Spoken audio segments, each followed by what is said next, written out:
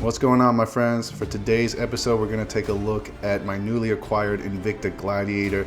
This one is super cool. It is an automatic chronograph with the SW500 movement. So I've been super excited to get my hands on this one, and I'm very excited to share it with you guys today. Before we get into it, let's do a quick wristwatch check. I am rocking my Patek Philippe Calatrava Travel Time. Beautiful watch, perfect dimensions, but this is not the star of the show. Today, we are taking a look at this beautiful Invicta.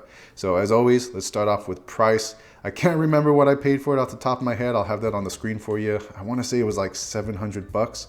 Quick shout out to my boy Vic. He was the one that hooked me up with a fantastic coupon code. And so for those of you out there wanting to get this watch, I think starting price is like 800 or 900 bucks, but Invicta and Shop HQ, regularly put out great coupon codes. So just wait, or even on the secondhand market, good deals are always coming up as long as you are patient, which I am not. Now let's look at the dimensions. I'll have those on the screen for you. Feel free to pause anytime to take a look at them. Obviously, these numbers are going to be massive, and that is the purpose of the Gladiator. It is a loud, proud, large watch, and I absolutely love that. It doesn't give a crap about what anyone thinks about it, and I think that is just a beautiful thing. It is also quite heavy, so definitely not for the faint of heart. Now going over some of the general information.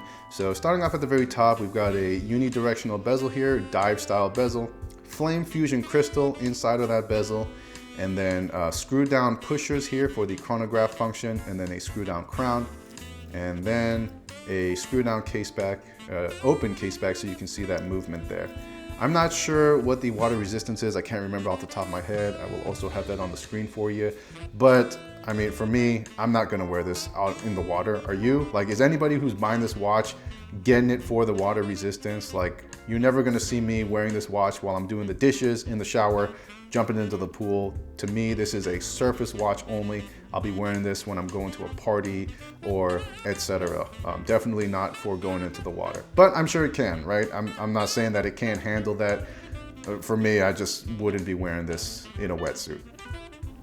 Going back to that bezel, so like I said, it is a 120 click unidirectional bezel. It's buttery smooth, very easy to grip with that edge texturing there, and then it lines up just fine. A minimal backplay, or like barely any backplay actually. If you own a Gladiator already, then this is no different. Fantastic bezel action here.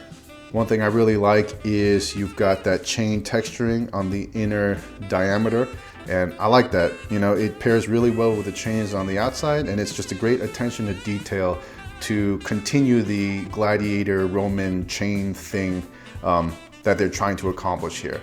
And then moving inside to that dial, you've got the mother of pearl dial here, and I think that is so beautiful.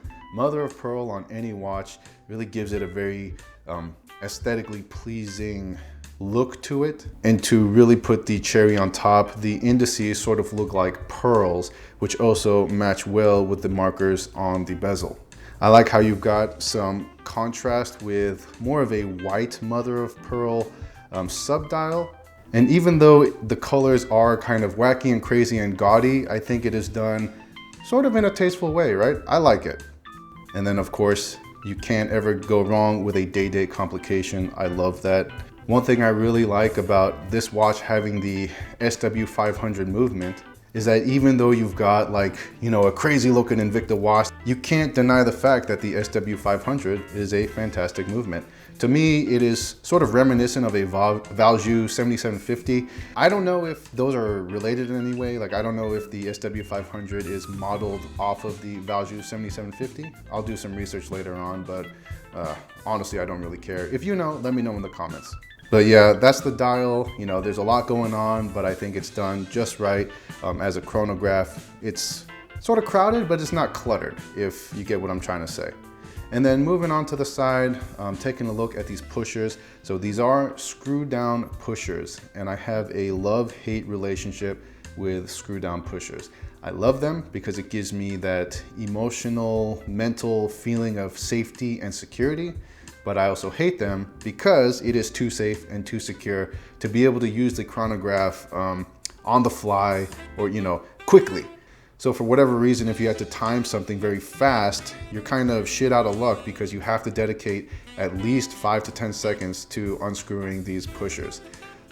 If I had to pick one or the other, I guess I would keep the screw down functionality. I guess I'd rather have that inconvenience, but it is just in the way and something you should know about. But actually, let me go ahead and unscrew that out again. So the action of these pushers is fantastic. It's sharp and crisp. So when you push it, you can feel and hear that satisfying pop. And then you'll see that beautiful secondhand sweep of the chronograph secondhand. And then to stop it, you hit it again and reset.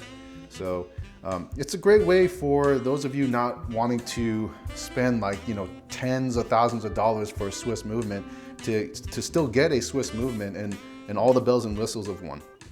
So let's go ahead and screw these pushers back in. One good thing about the pushers is the way that they are shaped. It's easy to grab. Same thing with that crown. So for the crown, smooth, it feels great. Nothing feels labored or gritty. Winding the mainspring is a very solid and pleasant feeling action. Nothing feels wobbly. Everything feels tightly assembled and put together with care. And then screwing it back in is also an easy thing to do. And now going to the Caseback, the exhibition Caseback, you can see that SW500 movement. The rotor has some design on it, and I think that's a nice touch. It's not like hot horology or anything, but again, for those of you that don't want to spend tens of thousands of dollars for that hot horology feel, you still kind of get a taste of that with this Swiss movement, and then you've got some stuff going on in the rotor, and I think it still gives you a taste of that feeling for that, that watch collectors all love. So I do like that they did that. And now taking a look at the bracelet, you do have this beautiful gunmetal mirror polished bracelet. If you know me, usually I'm not a fan of mirror polish. However, in this case, it is fitting because, this is a loud, gaudy watch. So you need a mirror polish. It just kind of matches the whole atmosphere of it. And then for the clasp, typical Invicta affair, you've got Invicta stamped right there, and then the Invicta logo, which I absolutely love. It is a deployant clasp, but just with a hook latch. So not ideal. I would have liked dual push button, but you still get the milled steel right there, and I know a lot of you are gonna like that. Other than that, I think it's a solid bracelet. I really got no complaints here. Adjustment is via cotter pins, so super easy. If you've never adjusted a bracelet before, cotter pins is the way to do it. Very user-friendly and perfect for entry-level watch maintainers, if that's even the right word. Now going over the fit and finish, the entire watch has a mirror polish to it, but like I said before, I think that is fitting. I do like how the bezel has more of a matte finish, but you've got the highlights of the numbers there. I think it contrasts really well with the rest of the watch. Nothing about this watch really feels like sloppy or poorly assembled. It's just solid throughout. Obviously, the only thing that's gonna be kind of flimsy are these chains, but that's just because, they're chains. They're not like attached to the bracelet, and that's the purpose of them. And as far as long-term comfort, it's not gonna be a surprise. This is a heavy watch, so you're probably not gonna wanna wear it for days at a time. But for me personally, this is just for like a night out in the town, maybe go to a party, just a quick event, couple hours long, and to that end, I think it's fine. And for my overall thoughts, I think you can tell how I feel about this watch. It's shameless fun in the way that watches should be. One thing I like about this watch so much is the shock value. The response you get from people, especially watch snobs, is the greatest thing ever because they can't handle it. They just can't fathom why anybody would want to get this watch. And I don't know, that's just a beautiful thing. I kind of live off of people's hate for it.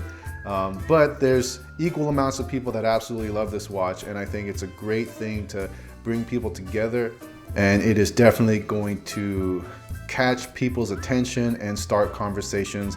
And I mean, it doesn't get any better than that with watches. I told myself one of these days I was gonna wear this watch going into a Rolex AD just to see the person working there's expression and just to kind of mess with him. Hopefully I'll do that soon. And hopefully I can kind of sneak in a camera and get some live footage of that. I think that'd be awesome. But other than that, those are my thoughts. I highly recommend this watch if you are into this kind of thing. If you like Invicta, if you like big watches, then you know, this is like the quintessential big, gaudy, loud piece that is super fun, and I highly recommend it. Hopefully the price goes down. I'm not gonna deny it. It's pretty expensive. So unless you're an obsessive addict like me, I recommend just waiting. Wait for the right coupon deal. It'll come out one day. And other than that, that's all I gotta say. Thanks so much for sticking around for this long. I always appreciate your company, and I will talk to you guys on the next episode. Bye.